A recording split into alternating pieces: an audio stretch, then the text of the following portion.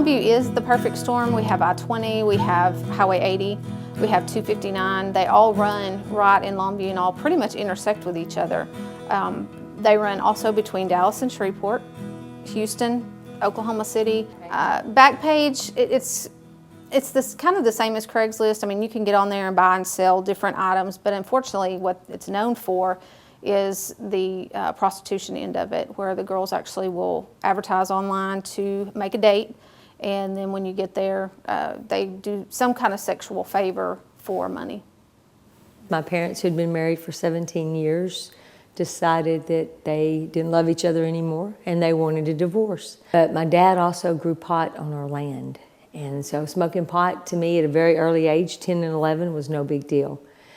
The time I was 13, I had my first pot party. So to me, alcohol and drugs was just a part of growing up.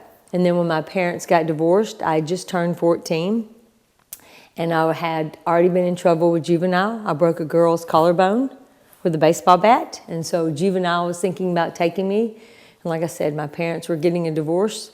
And so my mom moved to Houston, and the judge let me go with my mom.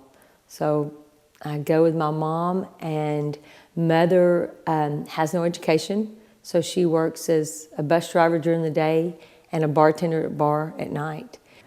And so I would come after school and hang out there. And my mother, she would entrust older men to take care of me and take me home sometimes.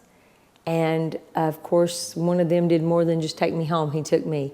So at a very early age, I learned what sex was about and trading sex for something. Then my mom found a new man and she got married, and I ran away at the age of 16. And being a runaway out on the streets, I stayed with some friends for a couple weeks, but I had nothing to offer, no money, no food, so of course they were telling me to get out.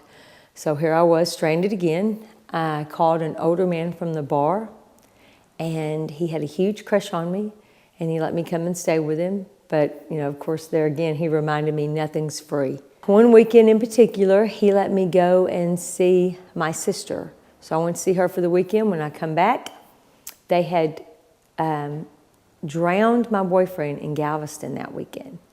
And his roommate met me at the door and told me to get all my stuff and get out. So here I was again with stranded. Your heart gets hard. You think, if I don't toughen up, this world's really going to eat me up. You know, you get that mentality. I know God spared me for a reason. At that time, I didn't understand it, so I get the newspaper. I'm looking in the newspaper. I needed a job. I needed money. And there it was, make $1,000 a week being a stripper in a club. So I went in and applied for the job, and the manager never once asked me for ID. He said, don't worry about it, don't worry about it. When I told him I didn't have any, he said, we'd work something out.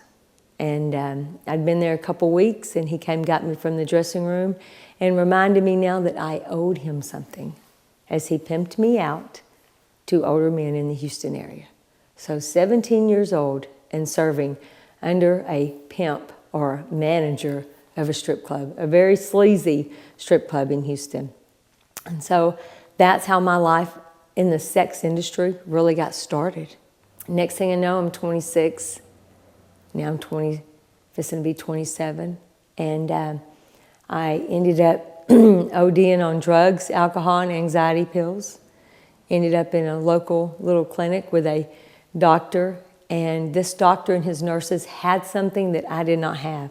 The love that they loved on me, they just prayed over me. And I left there that day thinking, there's got to be something out there. There's got to be something more than my life. And that particular day, I just got on stage. The music started, and I can hear the DJ telling me, come on, let's get this party started. Got on stage, took off my clothes, and a man came in. I mean, it was 11 o'clock in the morning. He came in and came straight up to the stage and tipped me. And he said for me to come sit with him. He told me that God had sent him in there for me. And all I could do was laugh at the man. I was like, yeah, right. You want to save me? You know how many men told me they wanted to save me? It's just to the next hotel room. And it was grabbing me. I mean, I was like, what? And I wanted out of that business. So I left with that man that day. He is a college professor. He teaches economics. Very intelligent man. So the man put me in counseling at College Station, which is near Texas A&M. He put me in counseling for 2 years there. I went to counseling, but at the same time, I was still dancing, prostitution, everything else that comes with it. And then one particular day, I was in a little town, Hempstead, Texas, where I lived. I'd moved out of Houston to the country, and I had a roommate, and she had a dog grooming shop there. And that day, it was on a Wednesday, and I was looking at the little newspaper at her dog grooming shop, and I was talking to her, and I was talking about going out, her and I, that Wednesday night to party somewhere. And opening the newspaper, there was another ad, and it said, "You're invited to come. Pastor Kenneth Flora, Community Chapel. Come." I shut that newspaper. 5 minutes later, I was right back to that newspaper. And it just kept drawing me. It was God. He was drawing me right there. Satan used a newspaper to get me into the sex industry, and God's supposed to use a newspaper to get me into church. I had on my shortest outfit, my low-cut top, more makeup than you could even think on my face and stuff, very worldly. And when I walked in, I couldn't get past the back pew there. I just sat there and I just cried and cried and cried and cried.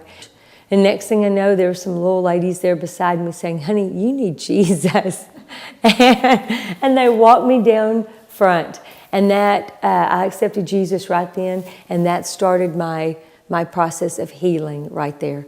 Now a prostitute in the pews got saved, really saved, and I sold out to Christ. I just totally sold out. I become his daughter. I met my husband at church, at Sunday school. When I got here to East Texas, God told me, okay, now you need to get into a church. And I walked into this big church, and they have a singles group. And this man was opening the door, and he is a tall drink of water. I say that because he's just so tall and he's handsome. And I was like, God, this man's good looking. So anyway, I met my husband at church in Sunday school. And when I asked him what his intentions were with me, he said that he saw me as marriage material. After I come out and really got set free, I wanted to help others. I want to help other women come out of this industry, come out from even sex trafficking, from serving under a pimp, from prostituting, from strip clubs, just girls in the sex industry. I wanted them to know that they could sit here and be covered up and be beautiful, and have value and have worth. And so I really got plugged into a ministry that goes into topless clubs, and they minister to the strippers in there. And then we sometimes don't have a place for them to go. The women want out of the industry at times, and there's no homes. So there's a nursing home, and we're actually sitting in it right now. This home here was birthed out of my own pain. It's Rahab's Retreat and Ranch. It's a 32,000 square foot home for women and the ones that have children as well. And this place will be for prostitutes, strippers, girls coming out of the sex trafficking, even broken and homeless girls. We can house 130 women and children here. Well, right now we are sitting in the resale shop. It's called Rahab's Rag to Riches. And this is a building that we have purchased that we're going to use for a resale shop to, everybody's bringing in donations and things like that, and we'll be able to help fund the home to help the women and stuff. And the women also will be able to work here. So as you can look around and see that we're under construction here as well. So, and the home itself, it's coming along on target. You know, the weather has played some major part in it, but other than that, we are moving along on that. The plumbers have come, they've done the showers and everything. The electricians are there, the air conditioner guys, so it's coming along. What we know is that a lot of cases actually get mislabeled. So girls and women will get identified as prostitutes when in fact they are sex trafficking victims. So it's really hard to know how much there is, but what we know is that we do have victims, and so it is a problem in our communities.